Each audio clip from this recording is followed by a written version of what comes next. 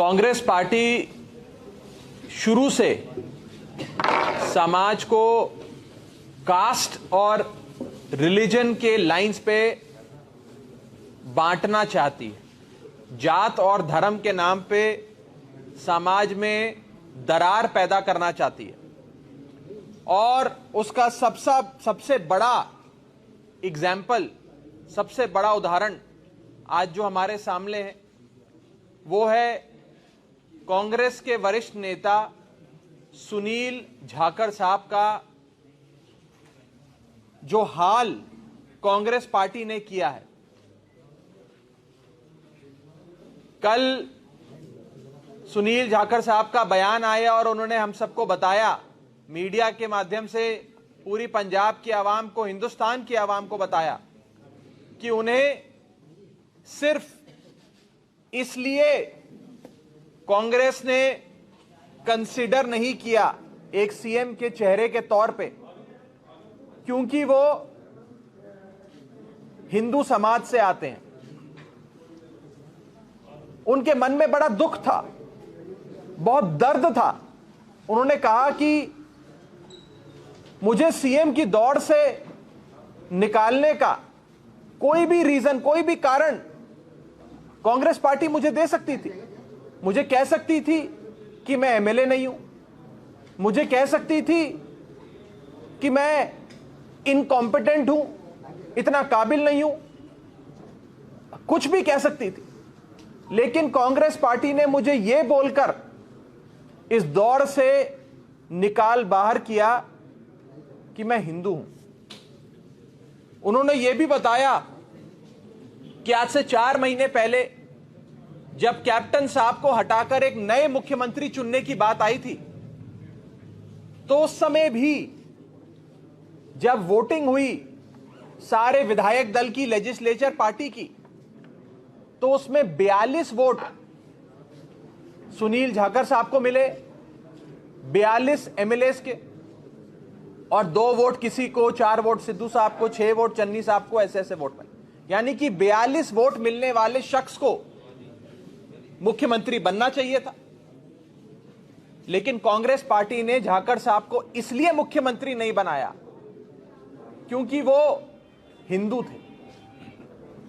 उन्होंने आज अपने इंटरव्यू में बड़े दर्द के साथ, बड़ी पीड़ा के साथ यह बात कही कि मुझे सेकंड क्लास सिटीजन के तौर पे कांग्रेस पार्टी ट्रीट करती है, बर्ताव करती है मेरे साथ।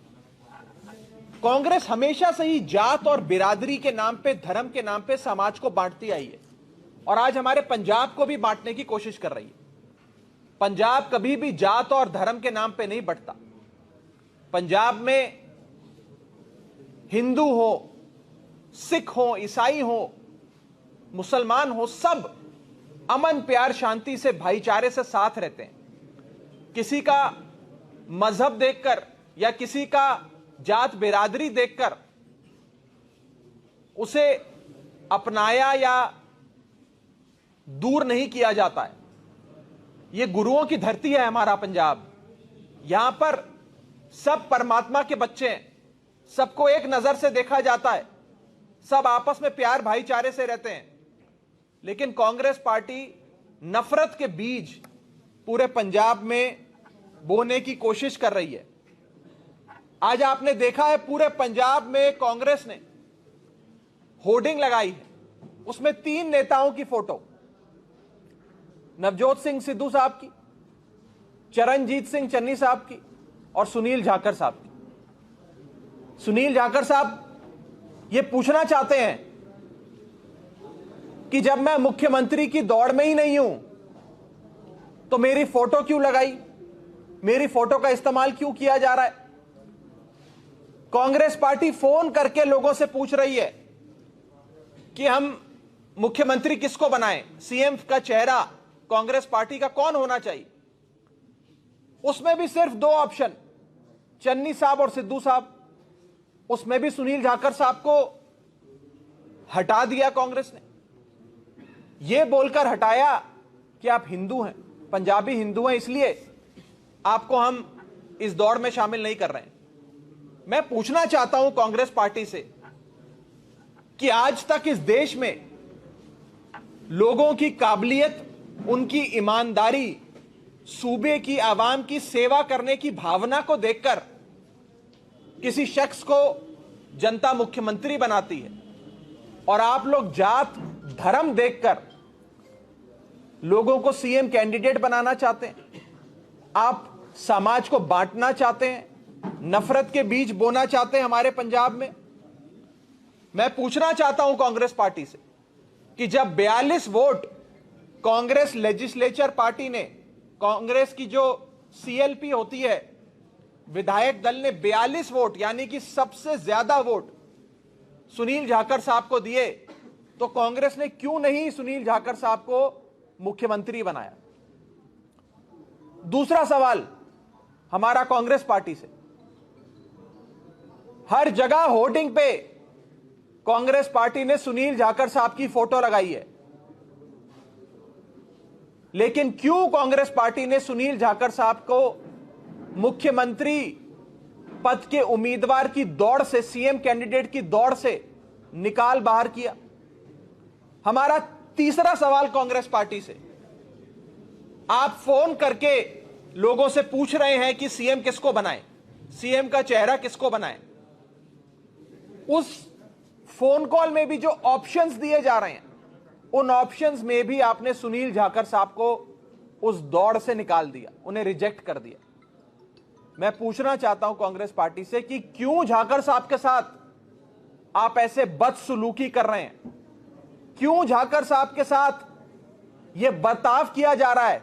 उनका क्या गुनाह है? उन्होंने क्या पाप किया है? उनसे क्या गलती हो गई? क्या उन्होंने कोई इलीगल सैंड माइनिंग का काम किया? क्या उन्होंने कोई करप्शन स्कैंडल किया? क्या वो नशे का व्यापार करते हैं?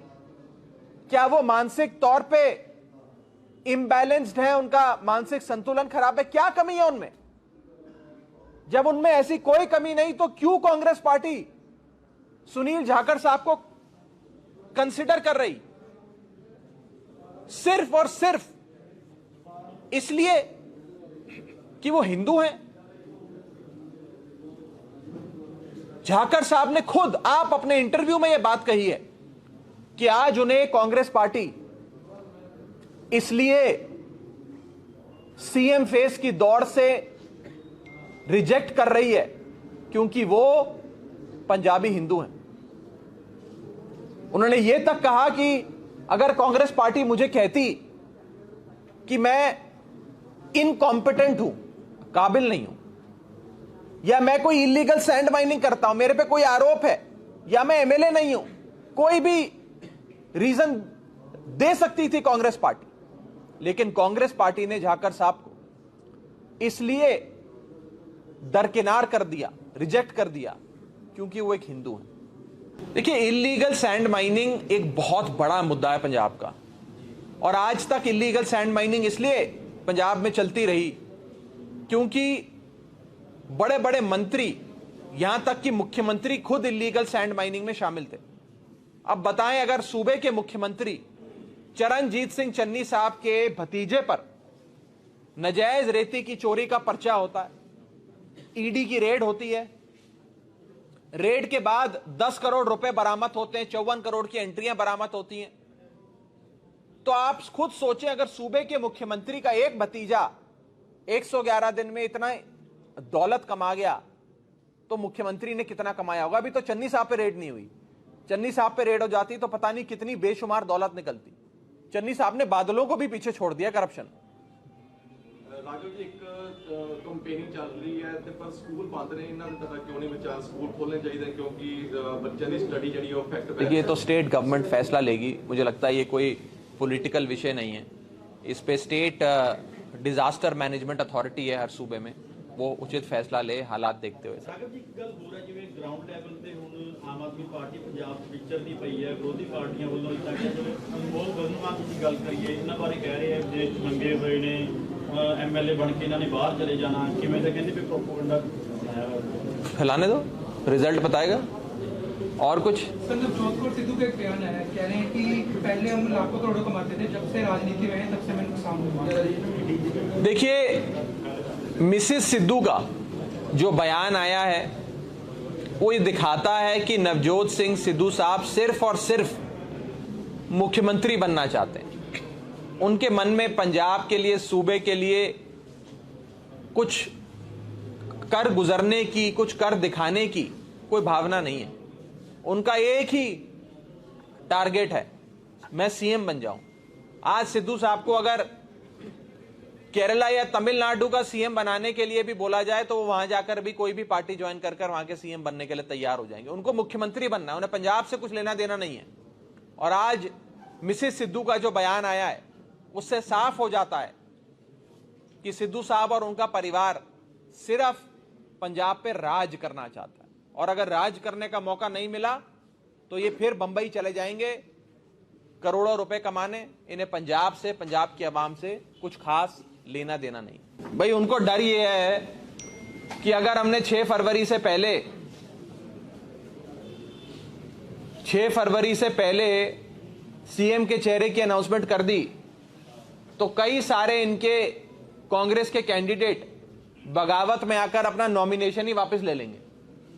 तो इसीलिए नॉमिनेशन के विड्रॉल की जो, कैंडिडेचर विड्रॉल की जो आखिरी तारीख है उसके बाद ये लोग सीएम का चेहरा अनाउंस करने की पूरी प्लानिंग बना रहे हैं। अब आप खुद सोचें, वो पार्टी जिसे लगता है कि उसके कैंडिडेट खुद अपने नॉमिनेशन के पर्चे को विड्रॉ कर लेंगे सीएम चेहरे की अनाउंसमेंट होने के बाद, वो पार्टी क्या चुनाव लड़ेगी? उस पार्टी को कौन वोट देगा? उस पार्टी से पंजाब की आवाम क्या उम्मीद कर सकती? ये सीधी बात है।